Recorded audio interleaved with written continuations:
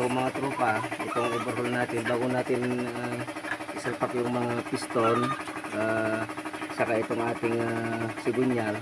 Ito yung pinakamahalaga bago natin ilagay itong mga piston ring doon sa may piston. I-measure muna natin ang kanyang mga ring gap. So unahin natin itong oil ring. Mga tropa, ito walang baliktaran ito.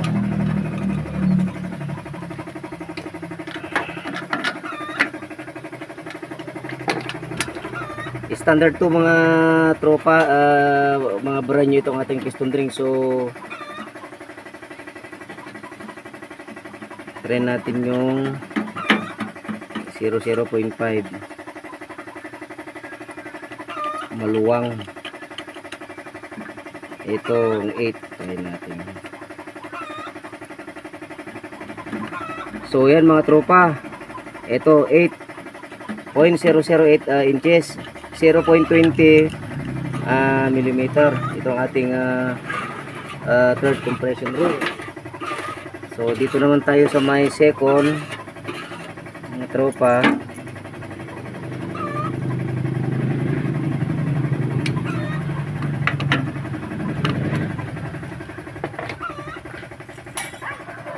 Try natin itong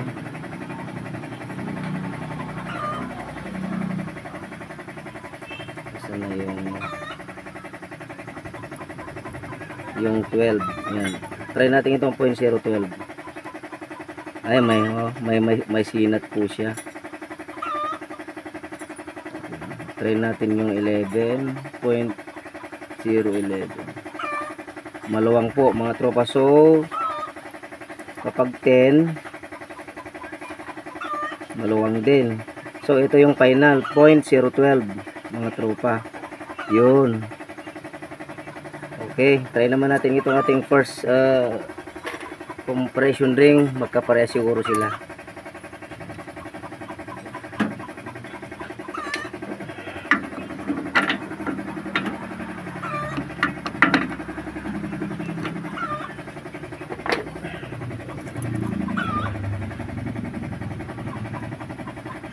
Oh, yan po.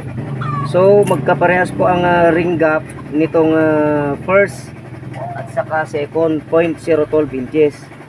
Ito naman 0.08 ating oil ring. Okay, so mga tropa, okay na, salpakan na mga tropa. Ilagay natin itong mga piston ring dito sa may piston.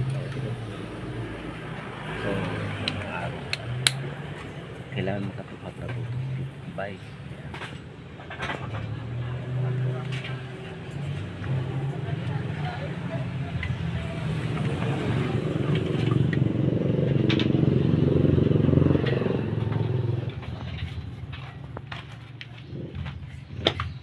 Kakayon.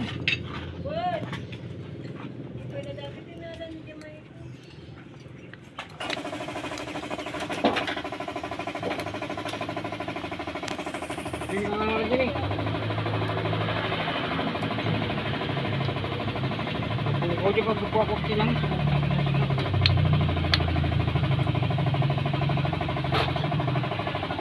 boiler. Uy.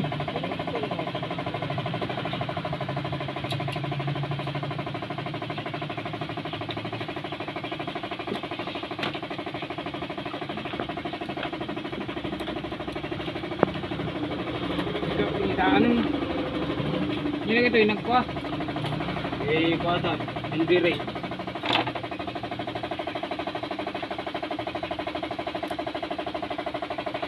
Yan mga tropa, yan, nalagay na natin ang ating mga piston ring, first compression ring, second compression ring, and then itong oil ring. So sa pag-setting naman sa akin, dito ako nagbibiyak sa tapat ng intake.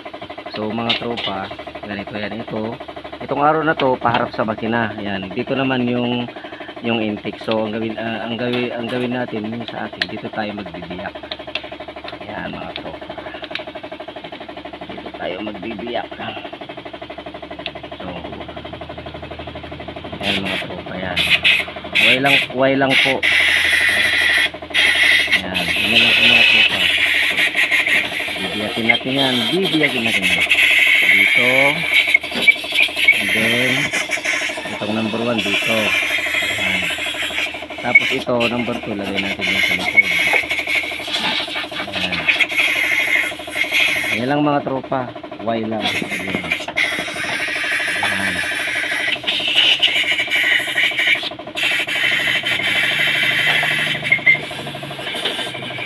Okay.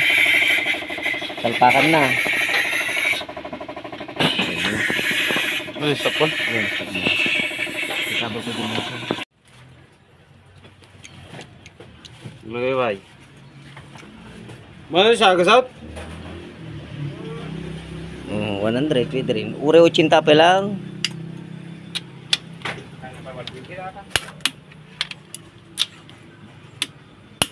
Sige, ako pang puspusi-puso. Ito matudo datang ka nakapit mo.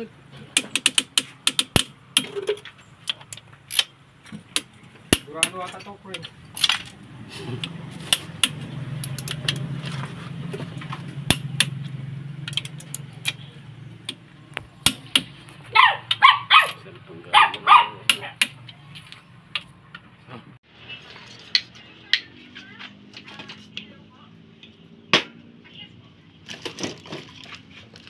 Aman dapat ta, sa araw. Dijay.